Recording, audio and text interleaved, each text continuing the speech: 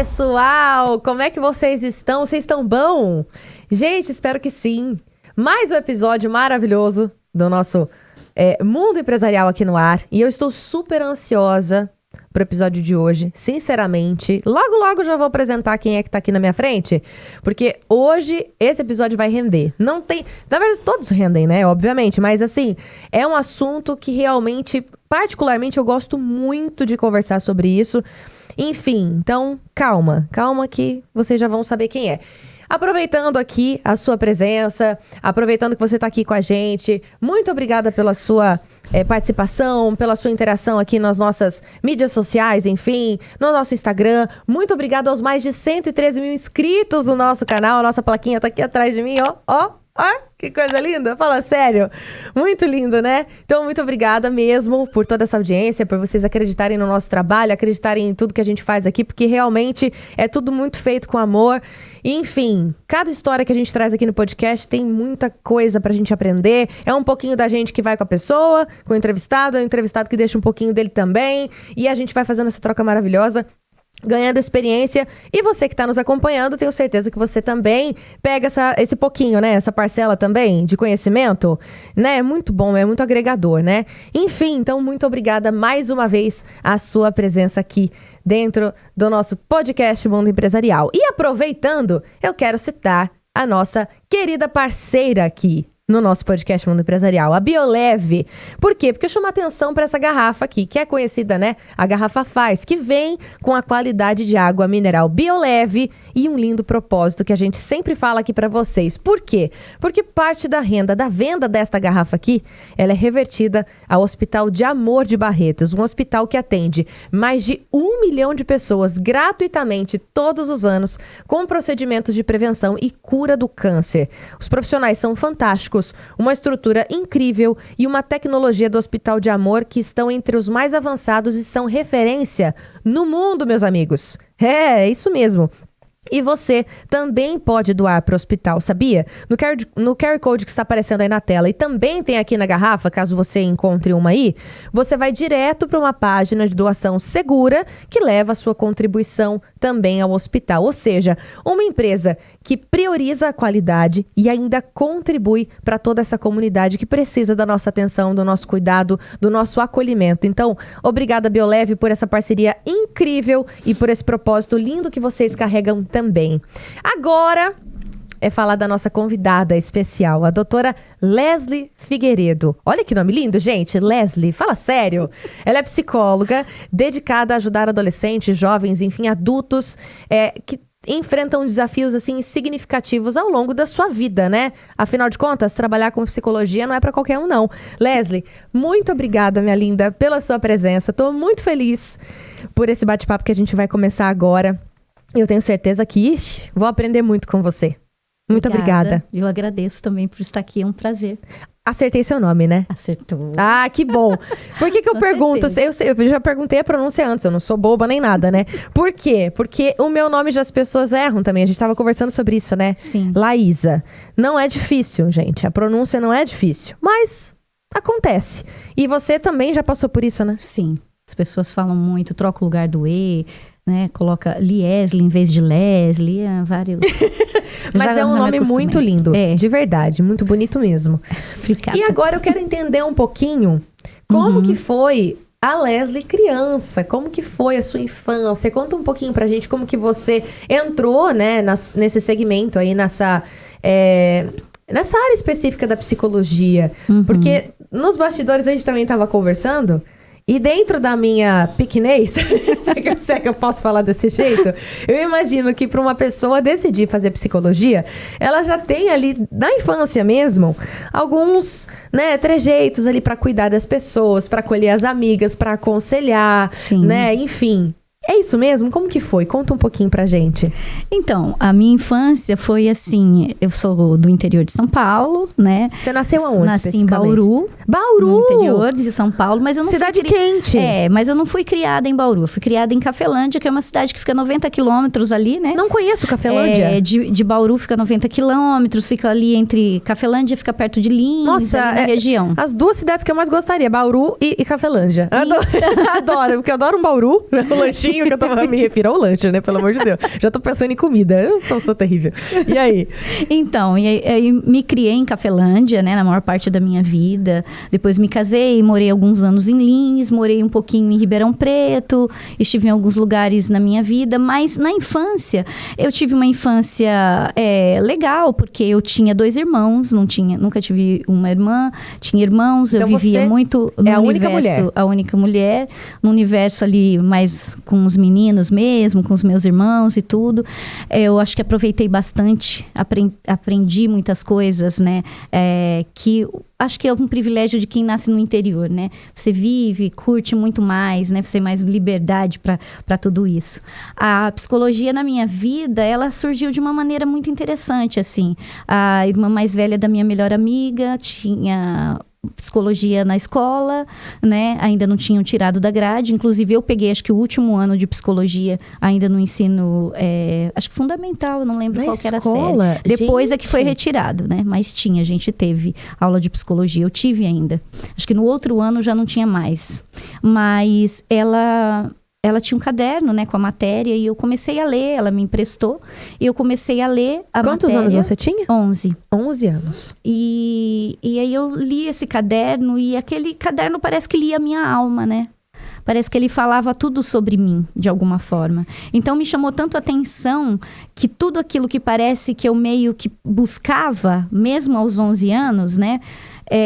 Parece que estava ali, de alguma forma. Já estava se apresentando para você, né? Aí foi algo que já ficou. Quando eu crescer, for adulta, vou fazer faculdade de psicologia, vou ser uma psicóloga. Claro que ao decorrer, né, na adolescência, surgiu um desejo de fazer direito também, né? Eu também pensava em fazer direito. Mas direito não foi mais forte do que a psicologia. Quando eu tive que escolher, como você disse mesmo, né? Eu sempre fui boa ouvinte. Ouvia muito os meus amigos, sempre fui muito acolhedora, sempre tive essa característica. Então, acho que também isso contribui, né? Para essa identificação com a psicologia, que é humanas e é algo bem, né? Bem voltado para esse acolhimento, para esse afeto, para esse olhar para as pessoas, né? Isso é extremamente necessário para essa profissão, Sim. inclusive, né? Porque eu acho que o ser humano, ele é muito complexo. Extremamente. Não é? E falar de psicologia é algo que a gente precisa, inclusive, desmistificar um pouco, assim, trazer para a realidade que é necessário. Eu costumo dizer, eu já precisei fazer terapia muitas vezes, né? Fiz tratamento mesmo com um psiquiatra até, quando eu tive síndrome do pânico, que a gente até tinha conversado nos bastidores. Mas assim, eu costumo dizer que todo ser humano deveria fazer terapia. E o mundo seria muito melhor se as pessoas tivessem a coragem de se autoconhecer. Porque a psicologia é isso, né? É autoconhecimento puro, né? Se a gente não tem autoconhecimento, a gente não consegue se aprofundar em nós mesmos. A gente precisa cuidar disso. Se a gente cuida do nosso corpo, se a gente cuida do nosso espiritual, cada um no que crê, no que acredita... Por que a gente não pode cuidar das nossas emoções? Por que a gente não cuida da nossa mente? Mesmo porque a nossa mente manda em todas as outras áreas, né? Se a nossa mente não estiver minimamente adequada e ajustada com as nossas emoções, a gente não consegue caminhar bem na vida, vamos dizer assim. Trava, né?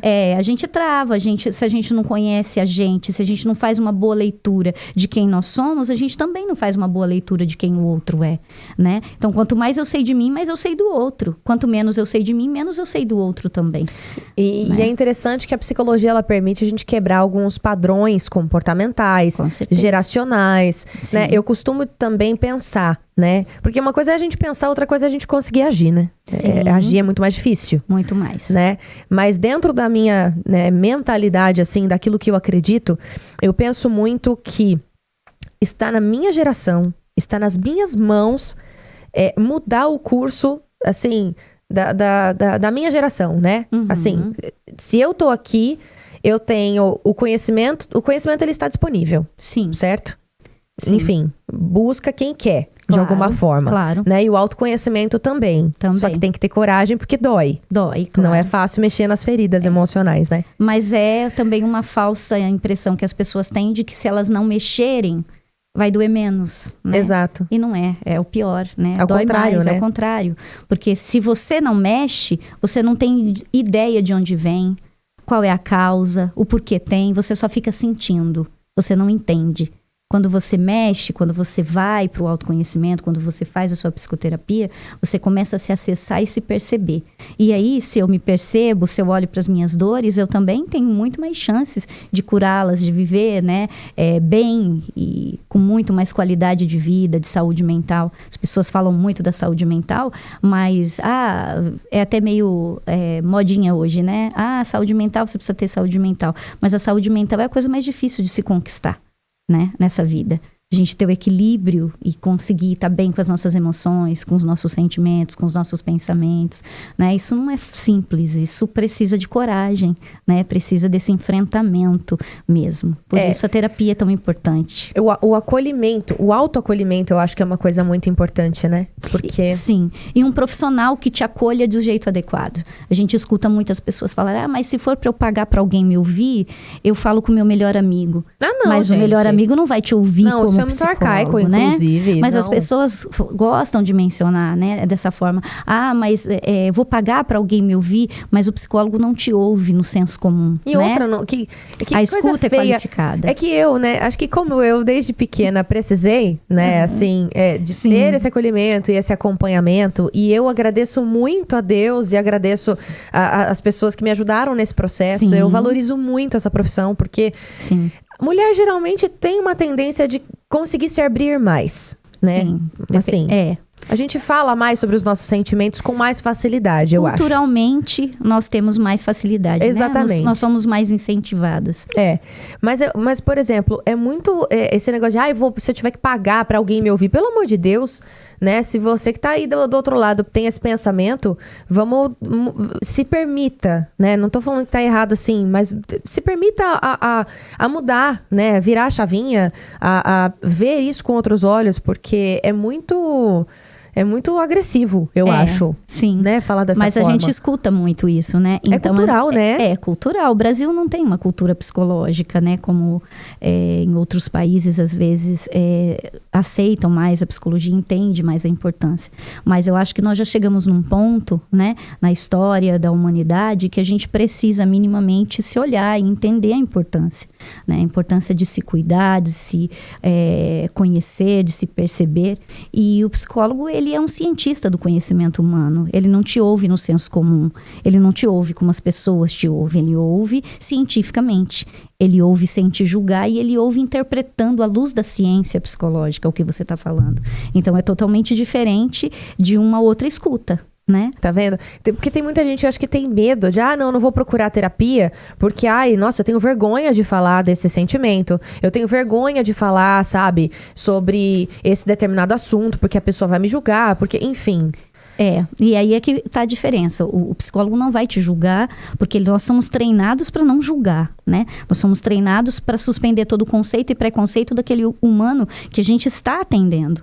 Né? Então, assim, é no setting que a gente chama, né, um ambiente ali de atendimento, é no setting terapêutico que a gente acolhe, que a gente ouve, a gente não tá ali para criticar, a gente ali não tá para esboçar nenhum juízo de valor, né? Sim. Ali, nós estamos para ouvir, para acolher, para cuidar desse paciente, ajudá-lo a chegar onde ele precisa dentro dele, né? Nesse autoconhecimento, a se melhorar, ter mais saúde mental, mais qualidade de vida, tomar mais decisões, fazer escolhas, né? Se livrar de tantas coisas que às vezes a gente precisa se livrar e a gente não consegue. Mas aí eu escuto muitas pessoas falando, eu não me livrava disso até eu ir para terapia. Aí eu consegui. A gente chega com uma bagagem, né? A gente chega na terapia com uma bagagem bem completa, né? Sim. E aí, ao longo, a gente vai deixando algumas coisas que a gente não precisa carregar. Isso eu acho fantástico. Sim, é muito legal, gente. Sério.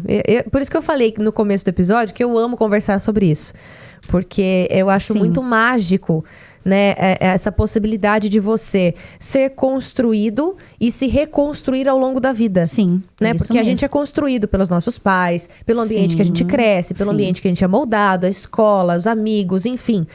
Tem coisas que a gente não consegue escolher. Sim. Né? Principalmente quando a gente é criança. Quando criança a gente não escolhe. Não escolhe. Criança nós somos inseridos naquele meio e, enfim... somos atolados em meio a algumas coisas, algumas, né, crenças limitantes, não é mesmo? Alguns costumes, e não necessariamente, eu não sou daquele pensamento que existe uma verdade absoluta, não existe verdade absoluta em nada. Não existe a minha maneira de enxergar as coisas, existe a sua maneira de enxergar as coisas. É muito subjetivo, né? Até esse comentário que às vezes as pessoas falam, que eu acredito que seja muito cultural também. Ai, não se conversa sobre religião, não se conversa sobre política, não se conversa sobre time de futebol, né? Sim. Por exemplo. Eu sou totalmente contrária a isso. Eu acho que dá pra conversar super. Só que você só precisa, né, saber quem você é nessa conversa e respeitar que você vai ouvir coisas que você não queira ouvir, talvez. Sim. Só isso. Sim. Eu penso muito sobre isso. Então, pra mim, é muito fácil conversar sobre essas coisas. Porque eu tenho esse tipo de pensamento, mas, né? Enfim. Faz sentido isso? Sim, com certeza.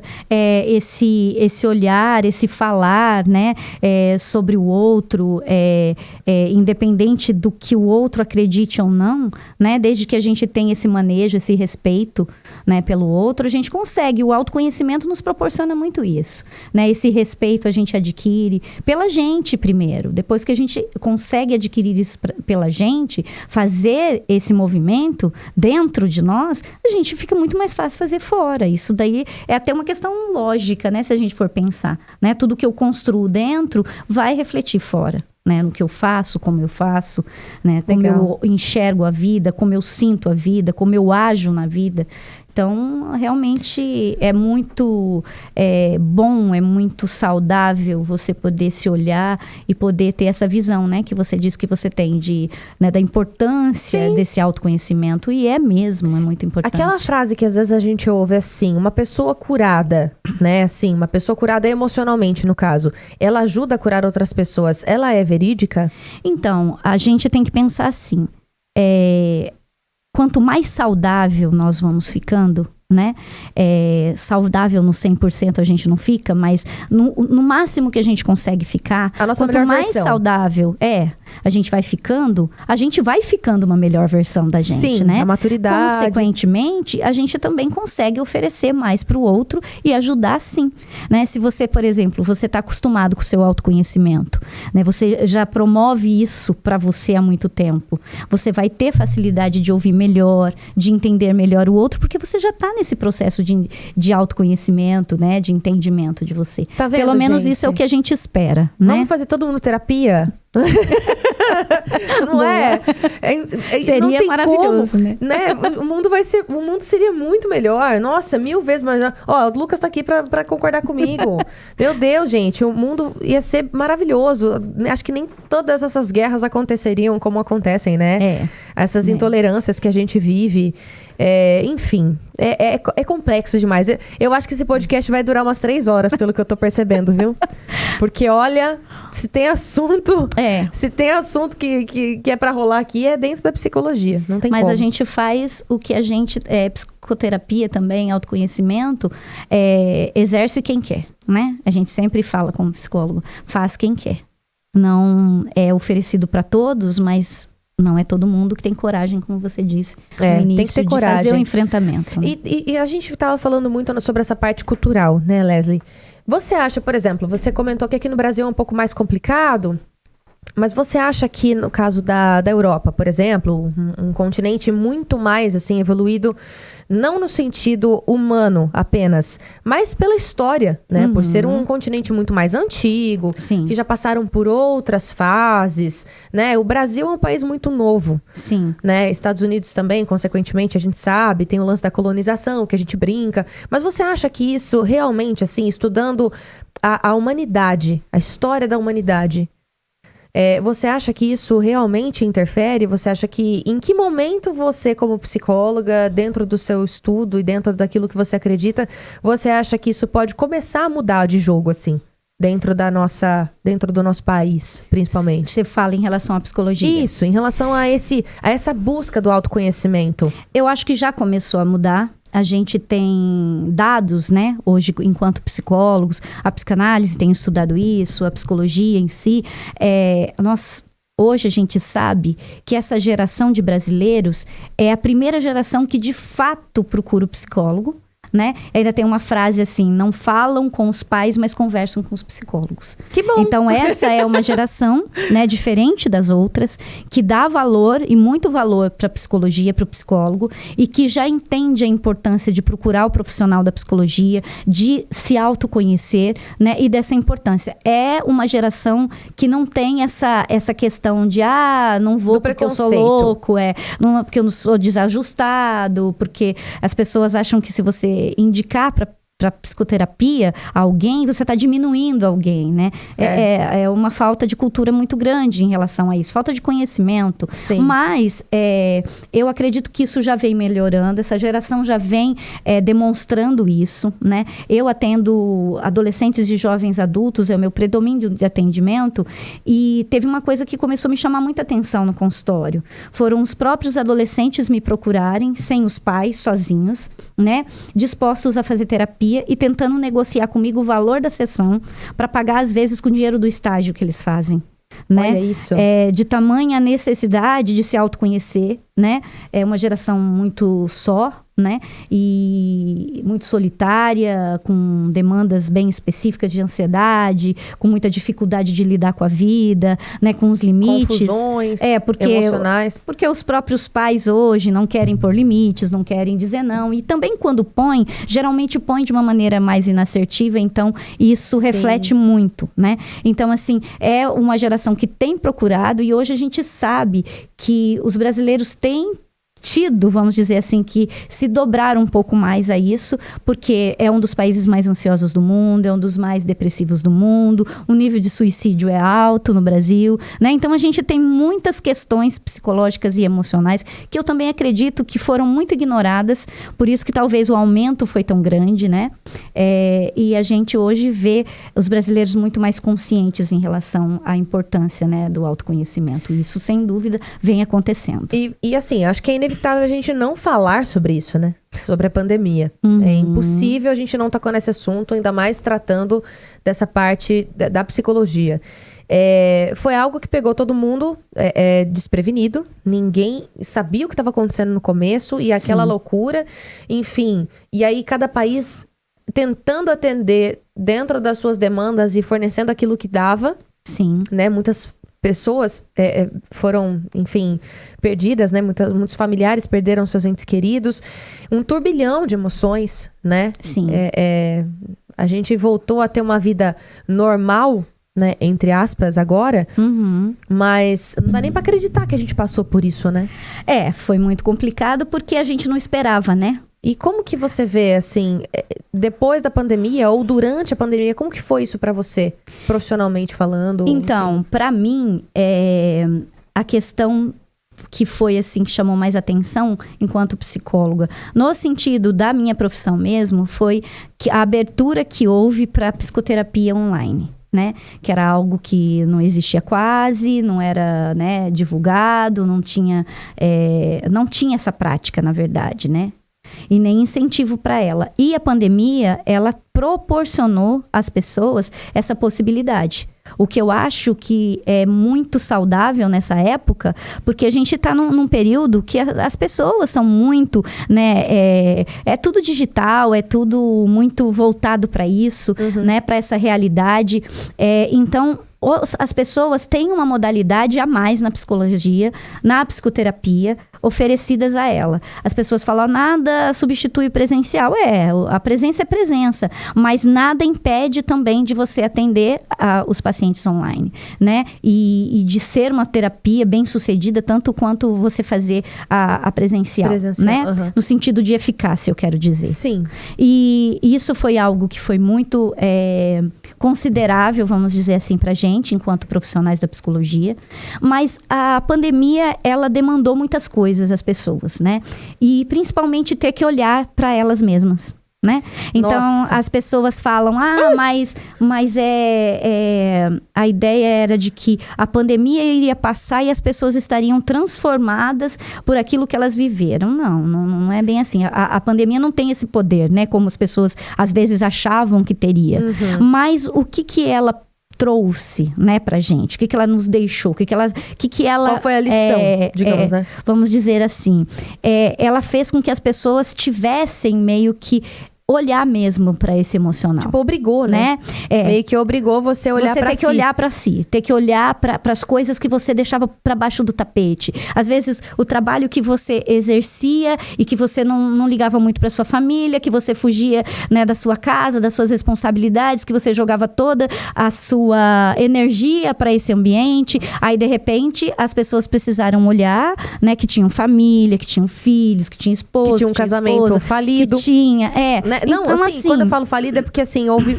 No começo, né, da pandemia, teve um alto índice de divórcio, né? Sim, isso é verdade. Não é? Então, porque as pessoas tiveram que olhar, né, para aquilo que elas escondiam, colocavam embaixo do tapete, vamos dizer assim, Sim. né, numa expressão mais comum.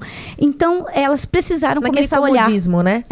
olhar para tudo isso. O nível de ansiedade, né, subiu muito devido às demandas de estarem num ambiente fechado, de não poder sair, do medo, né, da morte, do medo de tantas coisas ali, do luto. O luto foi algo, né, que ficou muito palpável para as pessoas por conta do luto literal, né? Sim. Por se perderem muitos entes queridos, muitos familiares. Então as pessoas tiveram que lidar com o luto, aprender a dar importância para isso. Né? Então ela trouxe sim muitas coisas assim importantes pra gente, que foi esse despertar para o nosso emocional. Eu acho que o que ela trouxe de contribuição foi falar pra gente assim, ó, seu emocional existe, ele tá aí e você não pode ignorá-lo, porque se você ignorá-lo, como diz o pessoal hoje, vai dar ruim.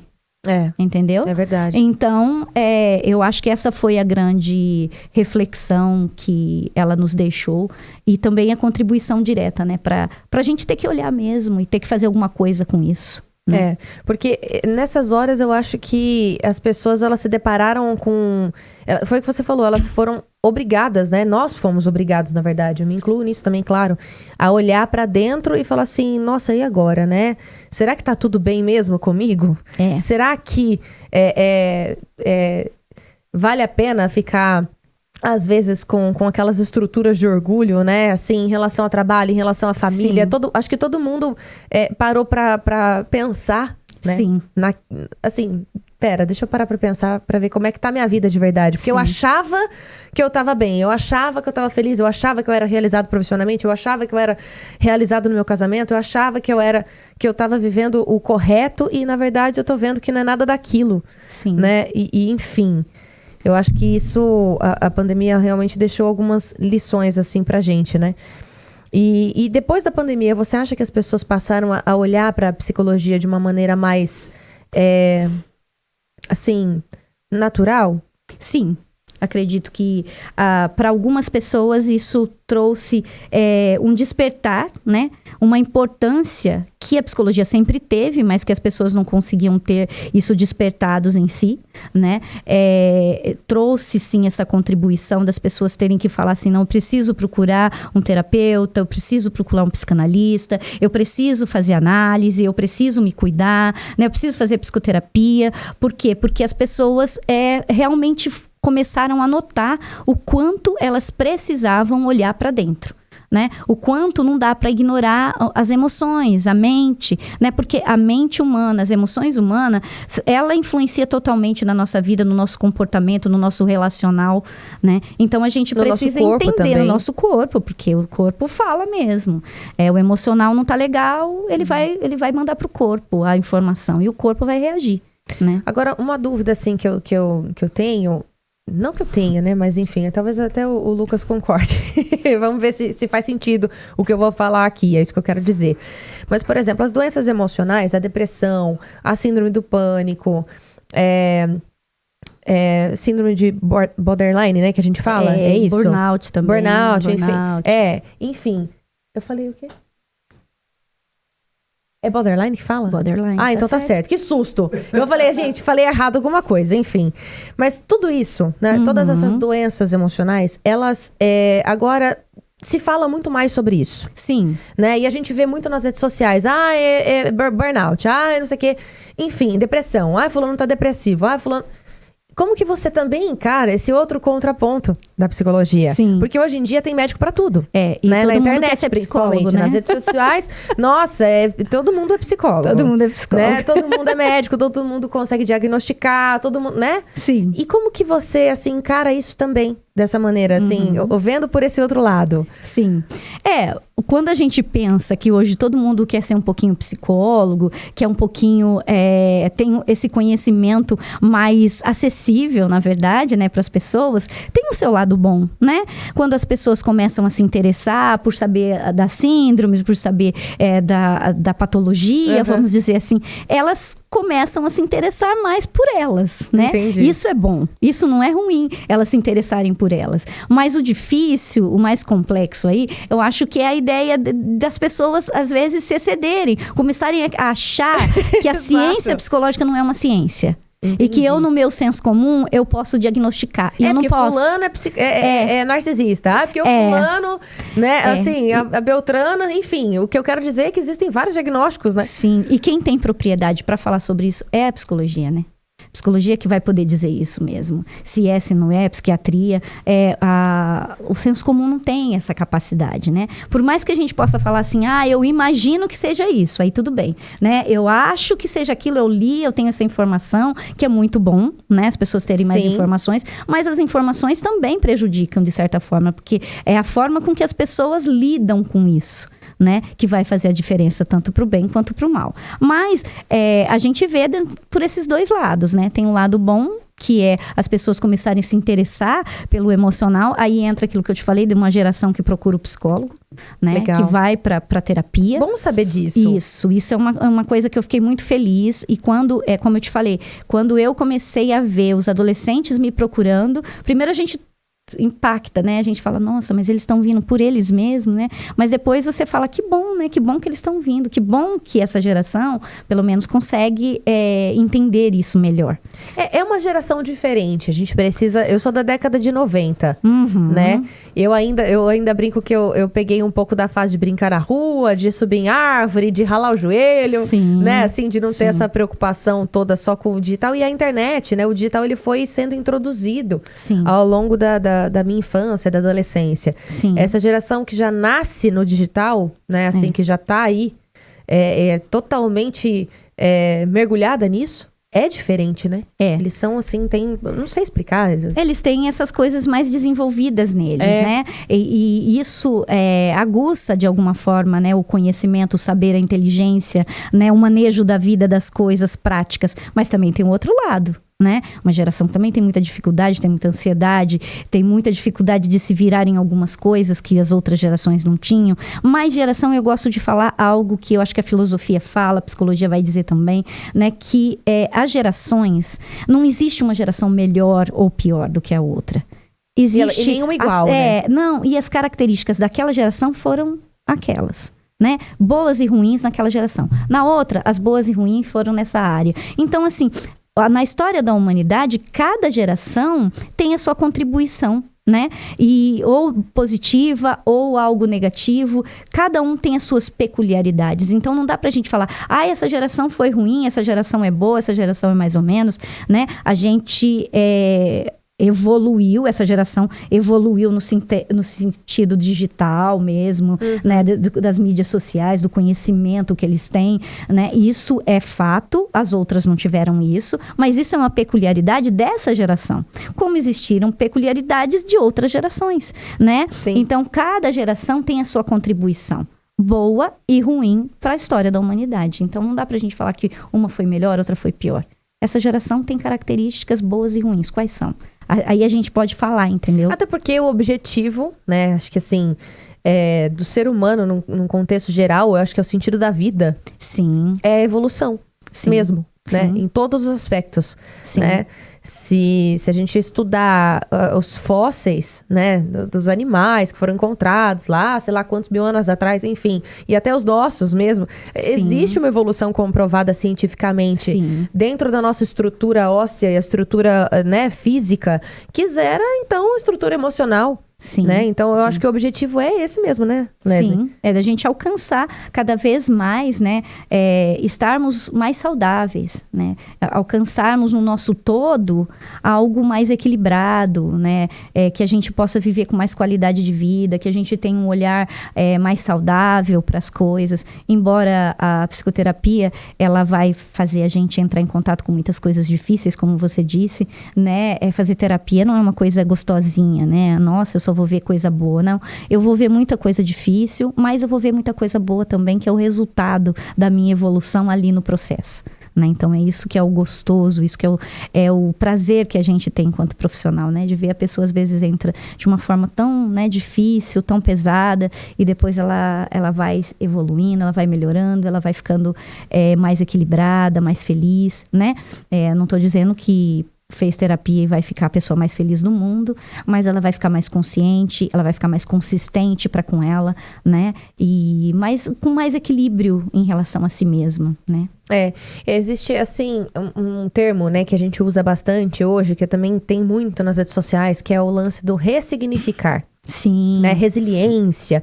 Essas palavras são muito bonitas, né? Mas qual que é o contexto disso mesmo, assim? Onde que tá o X da questão, onde a gente fala sobre isso? Olha, isso é uma oportunidade única, assim, eu acho muito legal. Às vezes eu escuto muitas coisas, a gente assiste vídeos e a gente vê muitos profissionais falando e a gente vai pensando, né, enquanto profissional da psicologia, nessas questões que hoje as pessoas falam muito, de resiliência, de ressignificar. Ressignificar é uma palavra linda mesmo e a simbologia dela é linda mesmo, né? Ressignificar é dar um sentido novo para a mesma coisa.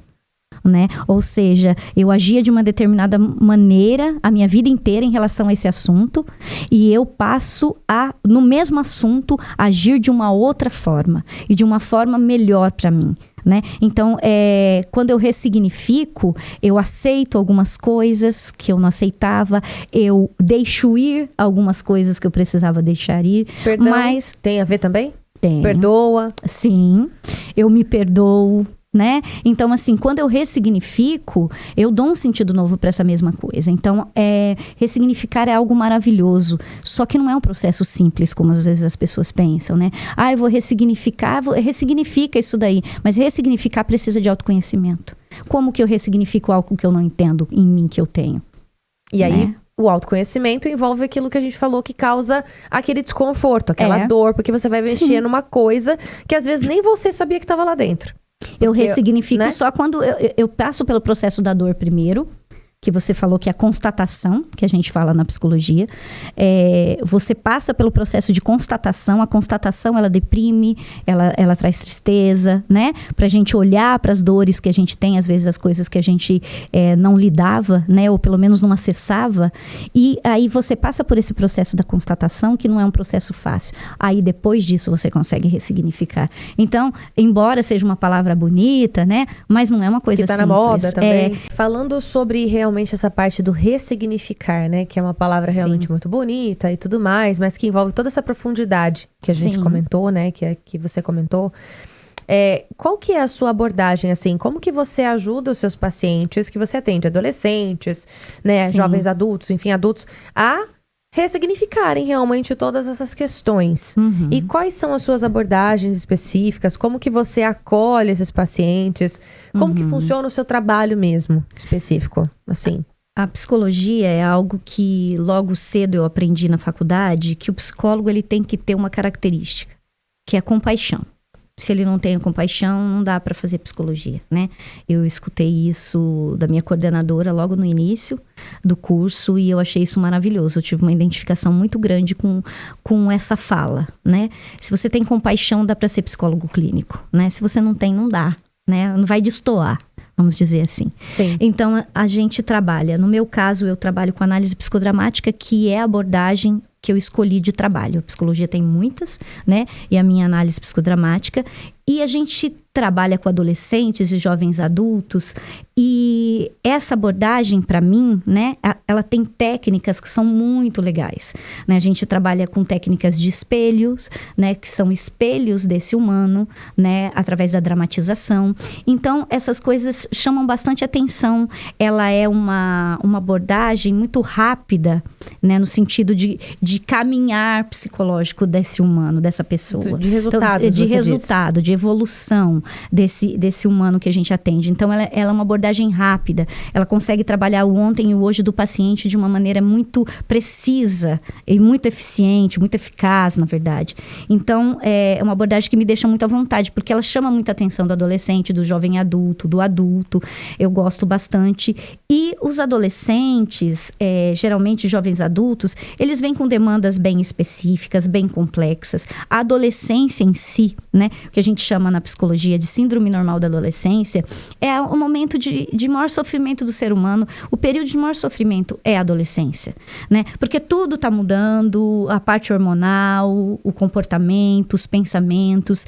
Ela é cercada por lutos específicos, né, que a psicanálise vai dizer, contribui muito para esse entendimento da adolescência em si, né? Então ela vem com muitos lutos pela perda de um corpo infantil, pela perda dos pais da infância, que são termos que a gente usa. Mas o que quer dizer? Que vão ficando, né, ao longo das escolas também, a gente, né, vai passando por um processo muito grande de mudança, uhum, né?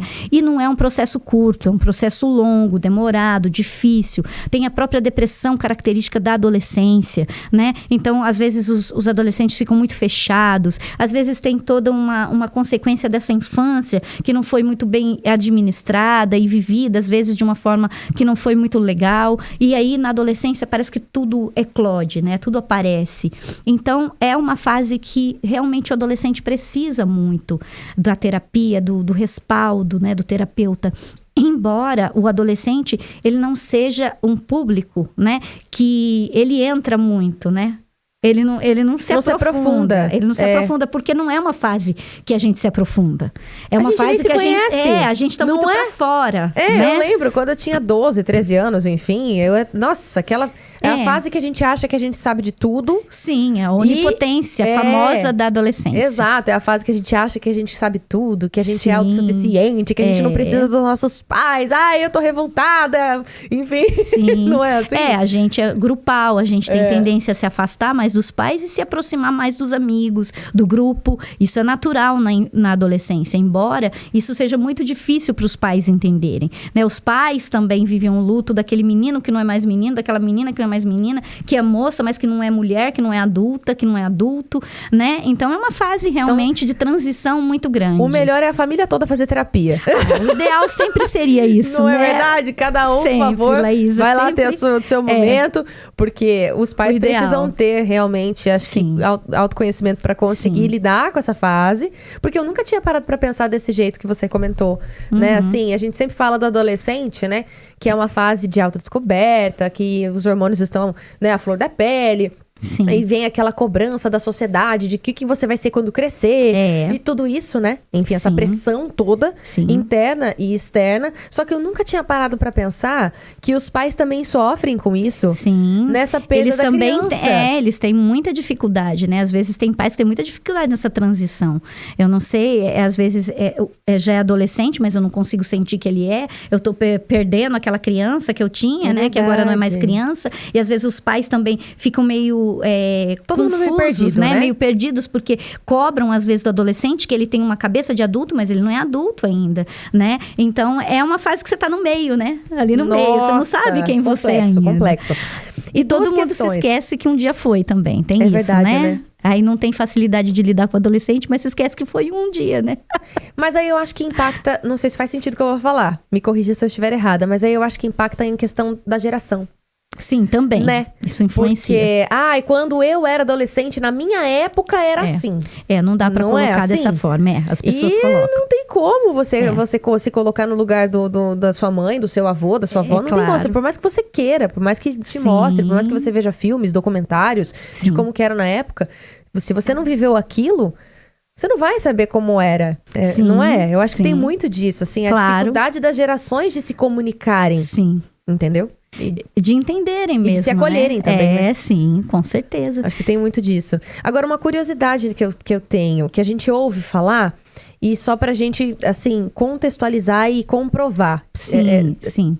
Teoricamente, na técnica mesmo, no conhecimento técnico. A criança, ela só realmente, você só consegue educá-la de forma verídica, né, específica, dentro daqueles valores, dos princípios que você queira, enfim, dos pais, enfim, família, até os 7 anos mesmo? Isso é verdade? Isso, a psicologia diz isso? Ou isso é... Porque a gente ouve falar isso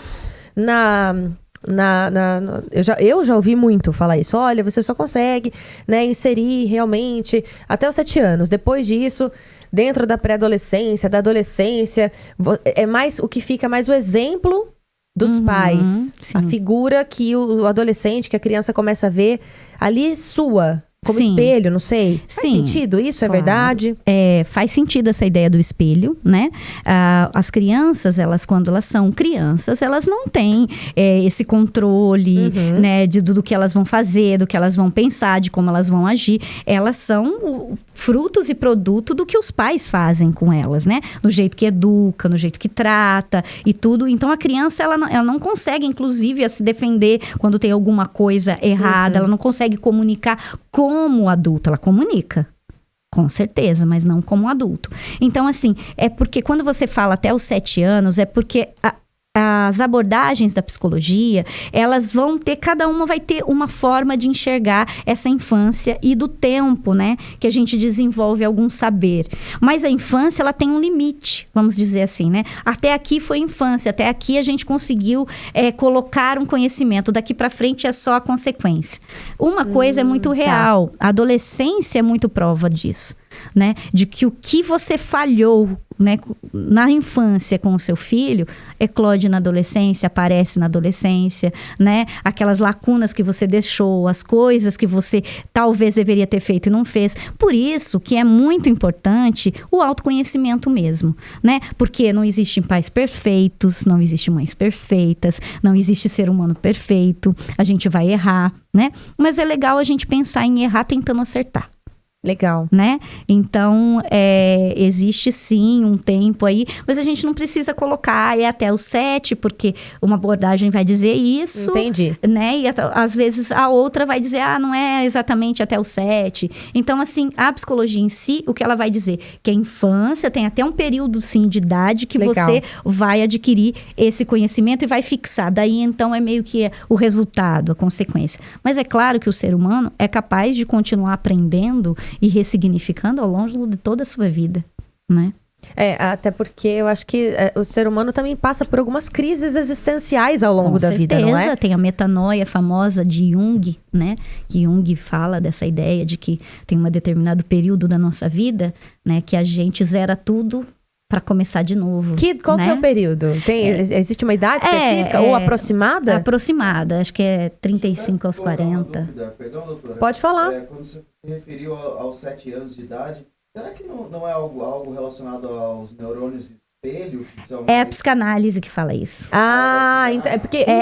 Eu já ouvi isso, mas eu nunca estudei, nunca me aprofundei no assunto. Aí, por exemplo, na abordagem que eu trabalho, o Vitor Dias vai falar que é até 3 anos e meio só. E tá vendo? Entendeu? Por isso que eu falei, cada abordagem vai falar na psicologia. O problema da psicologia é que ela é muito vasta. Entendeu? De linhas, de abordagem, de trabalho. Então, um autor foi lá e descobriu na teoria dele que até os 7, que foi Freud. Aí, o outro diz que não. Vitor Dias, que é da minha abordagem, até os 3 anos e meio. Daí, depois entra na fase psicológica. Entendi. Antes era a senestésica. Então, tem essa questão. Por isso que a gente não pode ficar nessa ideia 7 anos, porque foi uma abordagem que disse isso. Mas isso que você falou, por isso que eu respondi. Tem sim uma idade limite, né? A gente não tem que especificar essa, mas tem idade limite sim. E outra, eu acho que isso varia muito também, de ser humano para ser humano, né? De criança para criança também. Eu acho que não tem... A questão da estrutura psíquica e emocional, a gente acaba sendo meio igual mesmo. Mas como vai absorver na sua subjetividade, que a gente chama subjetividade, a visão de mundo, né?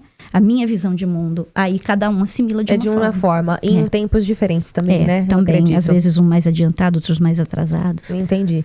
Mas a gente tava falando, muito boa a questão. Obrigada, Lu. Mas a gente estava falando a respeito dessas crises existenciais que o ser humano tem. E a dúvida é, qual que é essa idade específica? Então, assim, existe um tempo? Alguns autores vão dizer, quem fala sobre a metanoia é Jung, né? Jung vai falar sobre essa fase. Ele fala lá de um período específico da vida, né? Que a gente reseta. Que a gente a gente zera. A gente zera para começar de novo. Que é aquela coisa meio assim, aquela pessoa que trabalhou naquela profissão, pra gente pegar um exemplo mais claro, assim. Fazer uma transição de carreira. Eu trabalhei, me formei, trabalhei um período vasto e grande da minha vida. De repente, eu chego numa certa idade, não é isso que eu quero, nunca foi o que eu quis, eu quero fazer outra coisa. E muda totalmente de profissão. Nossa, mas trabalhava nessa área há tanto tempo, como que resolveu dizer que não era isso que queria, né? Ou termina um casamento, né? Ou assume uma identidade sexual. Então, tem muito isso nessa fase da metanoia, que é essa fase da transformação, né? Do ideal do eu, né? Da ideação, né? Que Jung vai dizer. Existe isso, sim, a gente passa por isso, mas a gente tem mesmo as nossas crises, né? As nossas necessidades de ressignificar, às vezes o próprio psiquismo vai nos levando para isso, né? É engraçado, né? Porque quando eu tava com 29 anos para fazer 30, eu já tava com medo da fase que a gente ouve falar também, que a crise dos 30, né? É a fase da metanoia. É essa fase? Ai, meu Deus! Pra Jung, né? Só que eu já tô com 32, já pra 33. Mas então... vai aí. Vai ainda? Vai na sequência. Que bom, hein?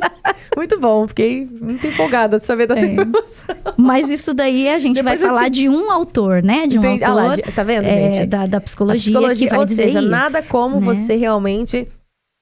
parar um tempinho da sua vida ali, do seu dia a dia, para você ter esse momento de autoconhecimento, de você entender quem você propósito de vida. Tudo isso a gente consegue fazer na terapia, né? Claro, é sobre isso, né? Tá vendo, gente? Pelo amor de Deus. Vai lá procurar o seu psicólogo, tá aí aparecendo o contato da Leslie para você, né? Para com isso. Esse negócio de preconceito de, não vai no psicólogo. Vai sim. Vai no psicólogo, sim. Que isso? Vai fazer terapia, sim. Vai ressignificar. Vai ser, né? Um ser humano melhor, evoluído. Não é verdade? Pelo menos evoluído pra você. Com certeza. É tão bom. Em algum âmbito da sua vida. Eu que já fiz, aconselho, eu só parei, acho que por conta das mudanças que a vida foram me obrigando a parar mesmo. Porque muda de cidade, muda disso, muda de trabalho. Aí não tem como, você tem que toda hora ficar se reencontrando. É meio complicado mesmo. Mas quando você conseguir, por favor, faça isso. Ajuda bastante, né? E quais são os conselhos, Leslie, que você deixa para os pais desses adolescentes, já que a gente estava falando dessa fase que é difícil pro adolescente e é difícil pros pais. Qual que é o conselho que você dá? Vai pensando aí nessa resposta, porque eu sei que ela vai ser longa, porque tem muitas dicas importantes aí, né? Sim. Porque agora eu vou falar rapidinho da Bioleve de novo, porque ela completa 30 anos de excelência e inovação. E após um ano de conquistas notáveis, em 2023, eles prepararam para marcar o aniversário dessas 3 décadas, campanhas vibrantes e ações exclusivas para os clientes e consumidores. Então, eles continuam expandindo e reafirmando o compromisso de fornecer a água mineral Bioleve, que você já sabe, com bebidas de alta qualidade para o mercado. E a gente vai apresentar para você, como nos outros episódios que você já deve ter visto também, para você que já é inscrito no canal, para você que acompanha os nossos podcasts toda semana, toda quarta-feira às 8h da noite, entendeu? Que acompanha as nossas redes sociais. Enfim, você já deve ter visto, com certeza, essa linha de refrescos de frutas Bioleve, que são 100% produzidos com água mineral Bioleve e enriquecida ainda com vitamina C, gente. Ou seja, uma opção para garantir a hidratação e ainda suprir parte das necessidades diárias de vitamina C que você, que eu, que todo mundo precisa. Entendeu? Além de ser refrescante e prontas para beber. É só agitar aqui, ó, e já tomar. Não tem segredo. Tá vendo? Formulada ainda com 50% menos açúcar, que é a versão anterior, os refrescos Bioleve estão disponíveis em embalagens práticas de 1 litro, que é essa aqui que tá na minha mão, para toda a família, entendeu? Para os amigos, vai fazer um lanche rápido, um piquenique, leva isso aqui. Tá vendo? De 1 litro, dá pra todo mundo tomar e ainda... Mas leva vários sabores, que eu já vou falar quais são. E ainda tem também de 390 ml pra você colocar na bolsa, na lancheira do filho, do adolescente que tá indo pra escola, que tá naquela fase da rebeldia. Coloca um suco de refresco Bioleve pra ele, pra acalmar esses hormônios, entendeu?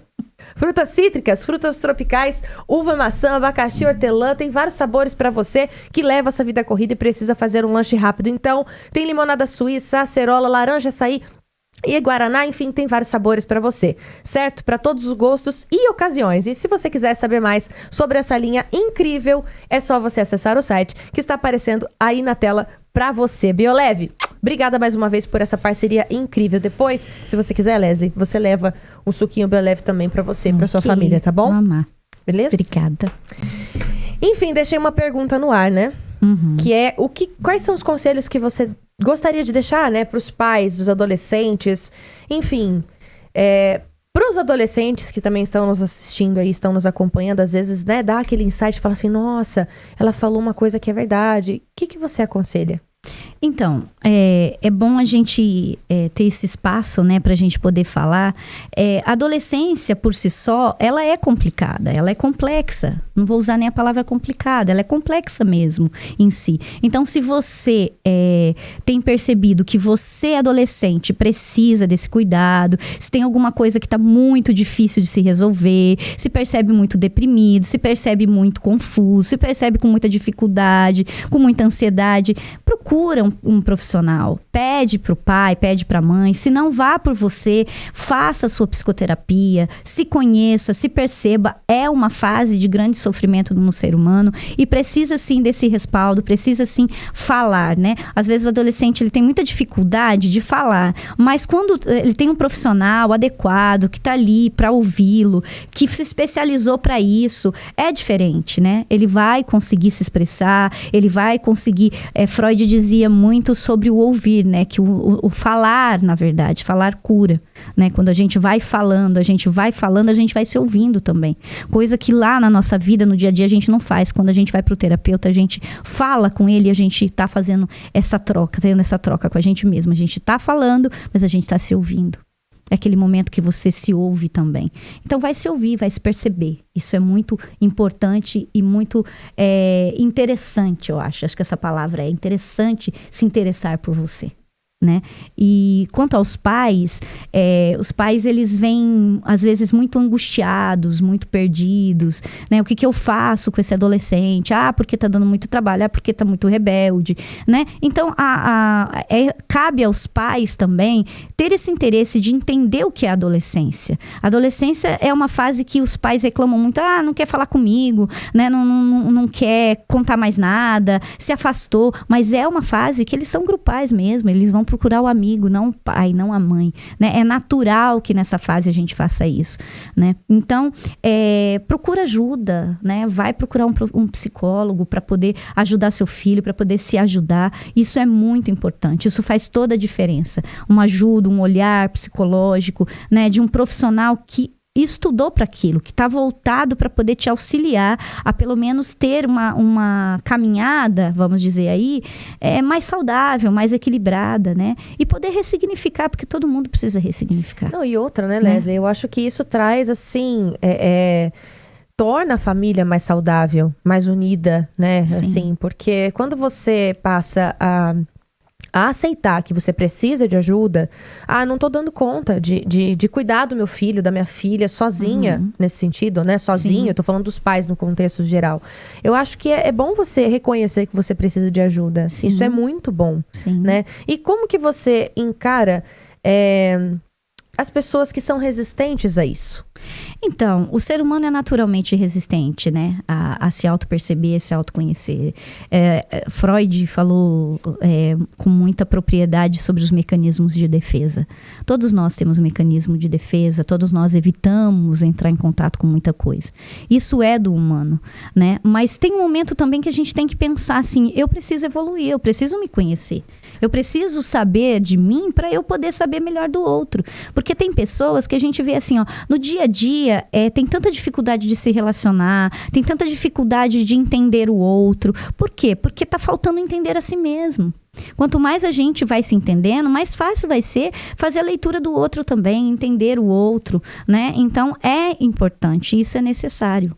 A gente ter esse cuidado, ter esse olhar pra gente. Dentro da psicologia, ou de várias abordagens, talvez, né, que a psicologia tenha, também é uma verdade que o que me incomoda muito no outro é porque tem em mim também? É projeção, né? É projeção? É a famosa projeção que Freud fala, né? Freud, tá vendo, né? Só Freud. Freud. É aquele Freud. Gente, esse cara foi o cara, né? Foi. A pessoa mais importante da psicologia, né? Foi Freud. Olha isso, gente. Então, o criador da psicanálise, fantástica psicanálise.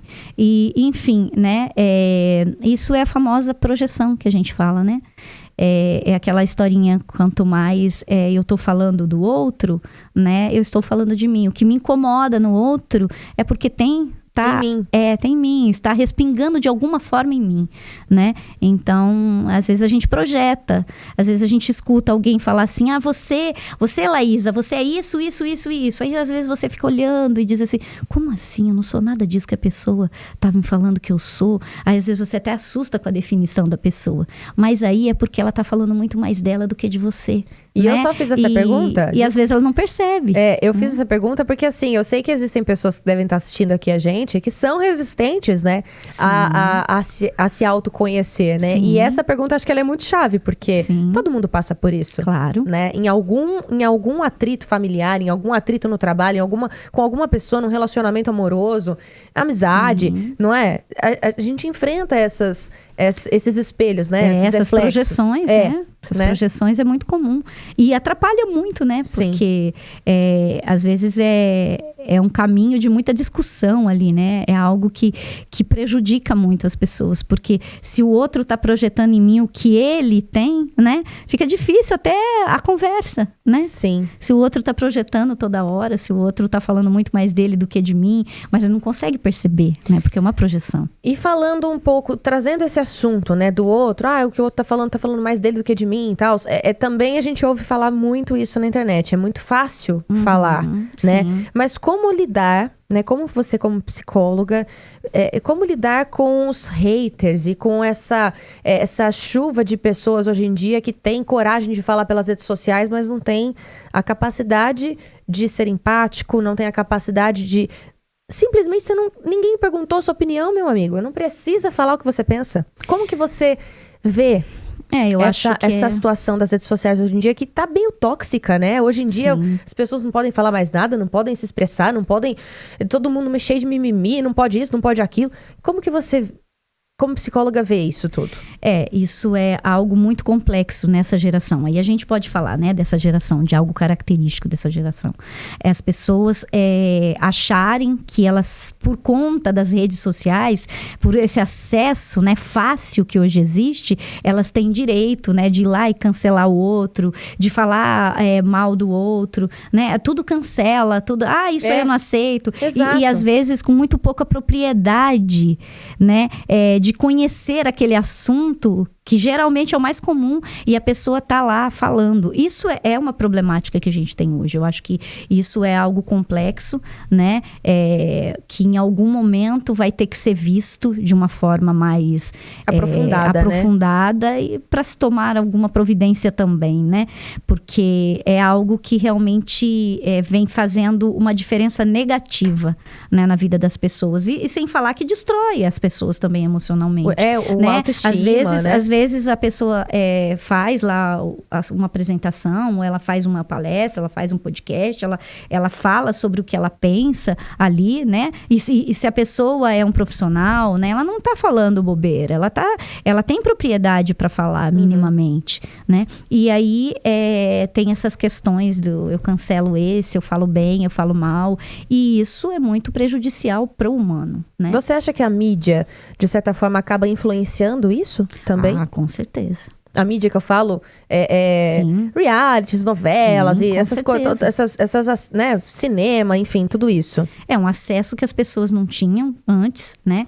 E hoje todo mundo pode estar na vida do outro, né, com muita facilidade, com muito acesso, né, eu posso ver o outro, posso falar sobre o outro, isso é algo realmente preocupante, a gente tem que colocar assim, porque isso sim destrói muito o emocional de muitas pessoas, são pessoas que entram em depressão por falas, né, de alguém em algum momento, destrói a autoestima de alguém, não vamos dizer destrói a autoestima, porque a autoestima é um valor muito caro, às vezes a gente acha que é fácil ter autoestima, e a autoestima não é nada fácil, a autoestima é uma construção de todo dia. Né? Todo dia eu construo um pouquinho minha autoestima. Se eu tenho autoconhecimento, porque se eu não tenho autoconhecimento, eu não vou saber nem fazer isso também. Porque aí você fica muito refém, eu acredito, do que os outros pensam a seu respeito. Né? Sim, assim, e também o conceito de autoestima, né? Que as pessoas têm, às vezes ele é muito distorcido, né? E qual que é o conceito de autoestima? Capacidade de autoestimar-se, de gostar de si mesmo, né? A capacidade que eu tenho de gostar de mim. É o quanto eu, né, me valorizo, o quanto eu me dou valor, o quanto eu faço esse exercício, né? E isso é um valor muito caro pra gente, porque todo mundo tem uma história de vida, né, que não foi tão fácil assim conquistar essa autoestima, porque a autoestima começa lá na nossa infância, lá no comecinho da nossa existência, quando a gente não pode opinar e tem muita gente opinando sobre a nossa vida, né? As figuras cuidadoras, né? Os nossos pais, a nossa família. Então, eles podem tanto contribuir para o bem quanto para o mal, né? Então, a autoestima não é um valor barato, é um valor caro pra gente, eu gosto de dizer, né? Então, quando a gente se torna adulta, a gente pode ir conquistando. E não é o bem que eu adquiro, não é o carro bonito que eu ganho, não é a bolsa que eu compro, não é a roupa de marca, não é o sapato, né? Não, é a capacidade que eu desenvolvo de gostar de mim. E às vezes tem pessoas que têm muita dificuldade, porque teve toda uma história de vida, né, que o autoestimar-se é tudo que ela não teve como acesso, né? Aí faz casamentos, às vezes, podemos colocar assim, muito ruins, se relaciona afetivamente e amorosamente de uma maneira saudável, muito inadequada, nem um pouco saudável, né? Porque não desenvolveu essa capacidade. Mas nunca é tarde, né? Pra gente poder se autoconhecer, se acessar e ir daí, então, conquistando isso a cada dia. Nossa, isso é maravilhoso. Gente, que delícia esse podcast de hoje. Nossa, eu tô amando. E falando, assim, num futuro, né? Já que a gente comentou sobre essa geração que tá meio... que é complexa, né? Nesse sentido, assim... como que você também, como profissional da área da psicologia, encara o futuro dessa geração ou do cenário que nós estamos inseridos hoje, né? Como que você vê a psicologia trabalhando com essas pessoas inserida nesse meio que nós estamos hoje? O que eu posso dizer é que a psicologia tem muito trabalho pela frente. Profissionais, olha aqui, ó. Arregacem as mangas. Isso a ciência, né, já dizia lá atrás, que a psicologia ia chegar um tempo, né, na história da humanidade, que ela ia ser imprescindível. Né? Estamos nesse tempo? Nós já estamos nesse tempo, eu acredito, né? Mas eu acho que ela tem muito trabalho pela frente, tem muitos desafios. Essa questão que você colocou das redes sociais, né? De toda essa complexidade que a própria modernidade foi trazendo, né? Eu acho que a gente tem muita coisa para trabalhar daqui para frente, porque a gente tem cada vez mais indivíduos ansiosos, depressivos, né? Eu trabalho isso o tempo todo, né? No consultório eu encontro isso o tempo todo. Cada vez mais jovens as pessoas adquirem a depressão, né? A ansiedade patológica, porque a ansiedade, o ansiar pela vida é saudável, todo mundo tem, mas a ansiedade patológica, cada dia mais essas gerações, e essa geração tem adquirido, né, de uma forma muito acentuada. A depressão é algo que só cresce no mundo, né? Então a gente tem muito trabalho pela frente e a gente realmente precisa olhar um pouco para tudo isso, para a gente contribuir um pouco que seja, né, para a gente tentar, né, fazer alguma coisa para ter realmente uma melhora, né, um desenvolvimento aí de alguma forma, né, na vida das pessoas. Legal. E assim, quais são os seus projetos, né? Porque tem muita coisa que você também tem desenvolvido, né, profissionalmente. Sim. Tem um livro, né? Sim. Que você também está escrevendo. Sim. Conta um pouquinho dos seus projetos futuros dentro da psicologia. Isso inclui ainda o seu atendimento, né? Na psicologia clínica com seus pacientes. Sim. Enfim. Na psicologia hospitalar, que Sim. eu também trabalho, né? A gente trabalha tanto com consultório, os adolescentes, jovens adultos, como a gente também trabalha na Você hospitalar. atende online? Atendo online Ah lá, tá também. vendo, gente? Os Também. contatos estão aparecendo. Também. Vai ter um monte de paciente agora pra você também, hein, Leslie? Bom. Ah, meu Deus. Tem que fazer terapia também, né? Porque senão não dá sim. conta. Meu Deus do céu. Sempre, né? Muita demanda, né? Se tem alguém que não pode parar nunca, terapia é o psicólogo. Com certeza. Mas conta um pouquinho desses projetos aí pro futuro. Como que é esse livro? Pode dar spoiler, né? Pode. Então pode, conta. Pode. A gente está com um projeto novo, né? Algo que eu sempre quis muito, a ideia de poder escrever, começar a escrever meu livro e eu tenho uma experiência muito, muito positiva com o masculino, né? E eu queria escrever, queria contribuir dentro do meu olhar. Eu fui percebendo, né, ao longo do tempo, que eu sempre tive um olhar muito específico para esse público, para o masculino, né? Eu sempre enxerguei o masculino de uma maneira, eu acho que muito saudável, muito, muito positiva, né? Vamos trocar a palavra, muito positiva, eu acho que eu sempre vi. E hoje eu acho que a gente está no momento, né, existencial, que os homens estão em baixa, né?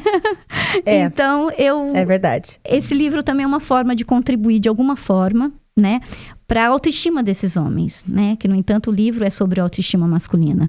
A gente está construindo algo, sobre uma perspectiva minha, né? Do meu olhar sobre esses homens. Mas eu acho que é algo muito, muito legal. Eu sempre considerei os homens seres muito peculiares, muito inteligentes, né? Eu acho que as grandes descobertas do mundo, os grandes, né, filósofos, psicólogos, escritores, né, inventores, né, são homens. Aí as pessoas, isso é uma realidade e a gente não tem como questionar. E às vezes as pessoas falam, mas é porque as mulheres não tiveram... Não é isso que eu quero falar, sabe? Gente, não é pauta de machismo e nem feminismo aqui, né? Não, e nem a ideia das explicações, né? Mas foi por isso. Não, eu quero saber o que é. Né? Sim. E essa é uma grande... capacidade, né? É uma grande verdade, é algo fascinante. Eu acho que os homens têm características maravilhosas. Eu acho que a mulher, ela pensa e sente, né? Ela pensa, mas ela sente muito também. O emocional é mais desenvolvido por conta, né? As emoções são mais expressas por conta de toda uma questão cultural, a gente sabe disso. Mas os homens, eles... E até genética também, sim, né? também influencia hormônios, né? Os hormônios são diferentes. O homem tem a testosterona, que é diferente, né? Bem nós diferente geramos, dos nossos. Né? Filhos, enfim, nossos né? hormônios. Exato. Então, assim, essa gentileza, essa capacidade resolutiva que os homens têm. Então, tudo isso eu falo, né? Eu abordo tudo isso. De falar esse olhar que eu acho para eles, que eu sempre tive. E quando, às vezes, eu mencionava, eu comentava alguma coisa, sempre chamou a atenção. Nossa, mas ninguém disse isso, mas é isso mesmo. Então, assim, é emprestar o meu olhar de alguma forma. Contribuir de alguma maneira para a autoestima desses homens, para a valorização deles mesmos, né? E às vezes as pessoas me questionam, mas tem homem que faz isso, que bate mulher, que isso, que aquilo. Eu não tô falando de homem patológico, né? Gente, eu quero falar de homem minimamente saudável, como a gente tá aqui tentando ser minimamente saudável, né? Falando como mulheres minimamente saudáveis. Aqueles que são mais patológicos, que são abusadores, né? Entre tantas outras nomenclaturas aí que a gente pode dar, não entra no que eu quero fazer, né? No meu projeto. A ideia é realmente ter esse olhar. Da essência masculina, da né? essência do gênero masculino. Que eu tenho uma admiração mesmo muito grande. Também. E gosto, eu tenho um pai que é a minha maior referência, né? Tenho 2 irmãos, tenho 2 filhos, né? Eu sempre fui cercada por esse universo. E eu quero falar um pouquinho. Eu quero falar um pouquinho. E é muito mágico mesmo. A ideia é essa. Até porque, até aqui nos bastidores, a gente estava falando que tá tudo bem, né? Porque somos seres, assim, completamente diferentes. Sim. E é por isso que se completam tanto, né? Sim. Não é verdade? Pelo menos acho que essa era a ideia, né? E quando eu falo se completam, eu não tô falando, gente, porque quando você fala homem e mulher, as pessoas sempre levam pro lado do relacionamento homem matrimonial. Eu não tô falando de relacionamento nesse sentido, não. Eu digo ter um relacionamento saudável entre filho e pai. entre mãe e filho, né? Sim. Porque são sexos opostos, é sobre isso, sabe? Não tem a ver com relacionamento homoafetivo, nada disso. É simplesmente... no geral, né? No geral, pra você saber lidar com o seu colega de trabalho, enfim. Sim. Isso tudo influencia, né? Porque homo, hétero, não importa. Isso, são não é homens opção e são sexual, mulheres. não é sobre isso, exatamente. Né? São homens e são mulheres. E aí a gente tá tentando olhar para isso e não é uma ideia de ficar comparando o gênero, né? Ou tipo feminino versus masculino. Não é essa a ideia. Não é competição, não, né? Não. A ideia é realmente falar sobre esse masculino, sobre o meu olhar, sobre aquilo que eu acho que é fantástico nos homens. Nossa, eu quero ler esse livro. Pode ler também? A gente que é mulher pode ler também? Pode sim. Não, sabe por que eu pergunto? Porque, assim, é muito gostoso estudar sobre essas coisas, assim, você ter a abertura, né, pra estudar, pra ler, pra se interessar. Eu acho muito bacana porque esse conhecimento, ele só agrega, gente. Sim. Né? Sim, com certeza. Muito legal. E já que você comentou que você sempre teve esse ambiente saudável, né, do masculino, o que você tem a dizer, assim, como que você poderia aconselhar as pessoas que estão nos acompanhando, que estão assistindo esse episódio, que vão assistir depois, enfim, sobre essa ausência, ou ao contrário, não, mas eu não tive essa criação, figura, né, essa figura muito bem representada. Eu ouvi recentemente, pela internet também, porque a gente às vezes vai lá no Instagram e fica rolando ali as publicações, né? Sim. Dentro, e os algoritmos entregam aquilo que você consome, sim, na maioria das vezes. E aparece muito esse tipo de conteúdo pra mim, ainda bem, né? Sim. Mas é sempre bom a gente esclarecer as informações, sim, né? Nada como a gente tá falando com uma profissional fantástica da área como você. Que fala o seguinte, que um dos grandes problemas, né, dessa geração atual que nós estamos vivendo, que não, né, a gente já falou sobre isso, é a ausência da paternidade, assim, no sentido, assim, da figura masculina na essência, exatamente como ela é representada. E como você comentou que você sempre teve esse lado muito bem acolhido, né, assim, sim. Como que você, como profissional, vê essa situação também? É inegável a importância, né, da figura paterna. Hoje, a gente tem, ao longo da história da humanidade, essas gerações que estão mais próximas dessa aqui, né, essa anterior, vamos dizer assim, tem mesmo mais ausência dessa figura, né? Tem muitas mães solo hoje, né? Muitas mães que são mães dos filhos, que cuidam dos filhos com a ausência dessa figura, a gente sabe disso. E aí o grande desafio da psicologia, da psicanálise, né? Do conhecimento científico mesmo, da psicologia, é como lidar com essa ausência, né? É o que a gente vai fazer com essa ausência, que ela está muito presente também na vida das pessoas hoje. Porque, né, os cenários, eles mudam ao longo dos anos, mudam, né? E as constituições familiares hoje não é patriarcal como era antes, né? Mudaram muito as configurações. Então, com isso, a psicologia também tem que ir se adequando e contribuir, como você disse, né? Com o conhecimento científico, com os experimentos, para que a gente possa contribuir para um esclarecimento melhor em relação a esse assunto, que é muito complexo, viu? Não é nada simples, não é nada fácil, né?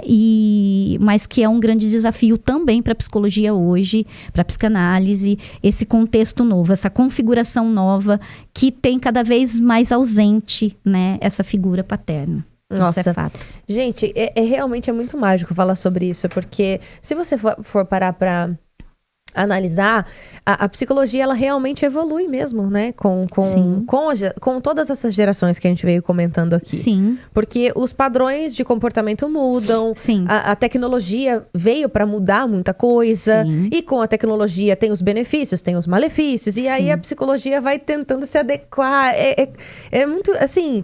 Não sei, eu vou trazer um exemplo aqui, mas é como se fosse a água, né? Assim, contornando. Sim. Não é? É a ciência que vai tratar disso, né? A psicologia, Isso. ela trata muito disso, né? Esse relacional, esse comportamental, né? Não só a psique e o emocional, a parte comportamental do humano, né? Relacional desse humano é muito propriedade da psicologia. Então, a psicologia é uma ciência que estuda isso mesmo, né? Então, ela tem essa obrigação de fornecer para as pessoas, né, para todas as outras áreas, esses saberes tão importantes para a gente enquanto humanos, né? Ai, gente, que delícia de podcast, sério.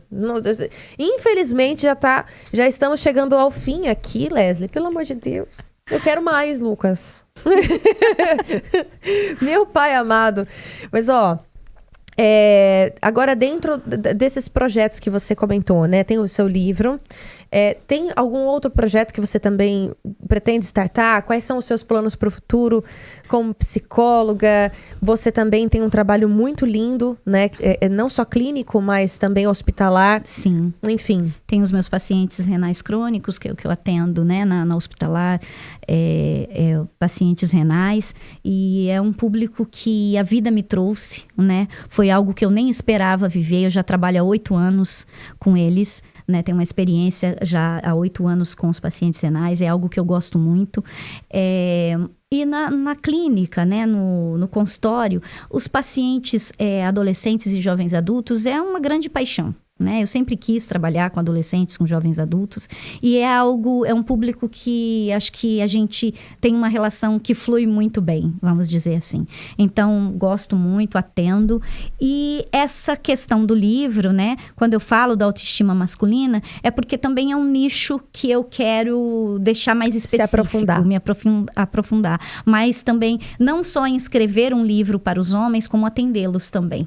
Né, para cuidar dessa autoestima, para cuidar deles em si, nessa relação mesmo deles com a vida, para o público masculino. Não tem pessoas que atendem só mulheres, sim. Né, só adolescentes, da mesma forma que eu atendo adolescentes e jovens adultos. É um nicho que eu quero me aprofundar mais, que é atender homens mesmo. Que algo legal. Que eu quero. E assim, dá pra ver no seu olhar, Leslie, o quanto você ama o que você faz. Amo. Dá pra ver, assim, dá pra sentir e dá pra ver, porque você comentou no início, né, do nosso bate-papo aqui, sobre a frase que a sua coordenadora do curso falou, né, que você precisa ter compaixão. Ter compaixão, né? O psicólogo tem que ter compaixão pelas pessoas. E dá pra sentir que você tem isso, assim, isso exala de você. Isso é bom, né? Sério, é verdade. Você, acho que eu sou muito comunicativa pela profissão, né? Pelo que eu escolhi pra mim. Claro. Então não é muito difícil eu me comunicar com as pessoas. Sim. Mas não é tão simples a gente conseguir se sentir tão à vontade com alguém. Sim. Ainda mais dentro desses assuntos. Sim. Né? Então você, nossa, muito leve o bate-papo aqui, né? Deixa a gente muito à vontade, dá vontade realmente. Agradeço. Né? Fico feliz. Vou fazer uma sessão com ela. Não tô falando sério, tô falando sério. E você que tá assistindo também, por favor, entre em contato com a Leslie, né? Enfim, de qualquer maneira, muito obrigada. Queria que você deixasse um recado, né? Pra quem ainda tem, talvez, um preconceito, né? Uma resistência, vamos dizer assim. Sim. De, não, mas eu tenho um pouco de medo, não quero conversar. Enfim, às vezes a maneira como a pessoa foi criada, né? Enfim, gostaria que você deixasse um recado para essa pessoa que ainda é meio resistente à terapia ou ao autoconhecimento. Um recado para quem também é colega de profissão, se você tiver alguma coisa para dizer em relação a isso. Enfim, fique à vontade. A câmera é essa aqui, toda sua. Ok, muito obrigada. Então, para as pessoas, o que eu gostaria de expressar, para você, né, pessoa humana, indivíduo que está aí me ouvindo, pense assim, a sua dor é só sua. Ninguém vai levar, ninguém vai tratar, ninguém vai cuidar, ninguém pode mudar, a não ser você mesmo. Existe um caminho? Existe, né? A gente pode optar por várias coisas, mas o autoconhecimento é extremamente profundo e importante para a sua vida, para a minha vida, para a nossa vida. Então procura sim um profissional, né? Eu não sei o que eu vou falar, você vai sentir, você vai saber o que você tem que falar quando você chegar lá. Não tenho nada para dizer, você vai ter quando você chegar, né? E se também não tiver, tá ótimo, está tudo bem, porque o psicólogo ele é treinado para isso, né? Ele está capacitado para poder te ouvir, seja o seu choro, seja o seu silêncio, não importa. Quanto às pessoas que gostam dessa área, dessa profissão, que têm vontade, né, de fazer alguma coisa na área da psicologia, querem fazer a faculdade, têm vontade de fazer, têm curiosidade de saber como, que eu posso dizer que é uma profissão muito complexa. Não é uma profissão que todo mundo se encaixa, né? Eu tenho que falar a verdade. Sim. Não é todo mundo que se encaixa nela, né?